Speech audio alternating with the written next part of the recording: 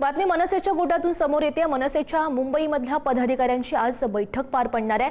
मनसे अध्यक्ष राज ठाकरे पदाधिकाऱ्यांना मार्गदर्शन करणार आहेत। दादरमधल्या सावरकर सभागृह येथे या बैठकीचं आयोजन करण्यात आलेलं आहे। नेमकं काय मार्गदर्शन केलं जातं हे बघणं सुद्धा अत्यंत महत्त्वाचं ठरेल। महत्त्वाची अशी बैठक पार पडणार आहे। बैठकीविषयीचे अधिकचे अपडेट जाणून घेऊयात। आमचे प्रतिनिधी श्रेयस सावंत आपल्या सोबत आहेत।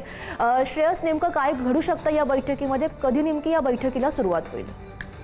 रंगशारदाच्या बैठकीनंतर आजची बैठक सगळ्यात जास्त महत्त्वाची आहे, कारण पदाधिकाऱ्यांचा ही मेळावा आहे ज्यात मनसेअध्यक्ष राज ठाकरे त्यांना संबोधणार आहेत। एकंदर पाहिलं गेलं तर सध्याची राजकीय परिस्थिती असो किंवा मग संजय पाटील यांचं वक्तव्य असो, याबद्दल आज मनसेअध्यक्ष राज ठाकरे आपल्या पदाधिकारी काय सांगतात का? विभाग प्रमुखांची बैठक आहे, सकाळी 9:30 वाजता ही बैठक सावरकर स्मारकात घडणार आहे।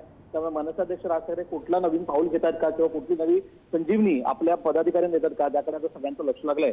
मात्र या सगळ्यानंतर रंगशारदाची बैठक असो किंवा आताची बैठक असो, दर आठवड्याला मनसेची वेगळी बैठका सुरू आहे। त्यामुळे कुठे ना कुठे पक्ष बांधणी पण आता मोठ्या प्रमाणावर मनसेअध्यक्ष राज ठाकरे करतात का, याकडे सगळ्यांना लक्ष द्यावं लागेल। नक्कीच श्रेयस, बैठकीमध्ये नेमकं काय घडतंय बघणं अत्यंत महत्त्वाचं असेल। धन्यवाद दिलेल्या सगळ्या सविस्तर माहितीसाठी।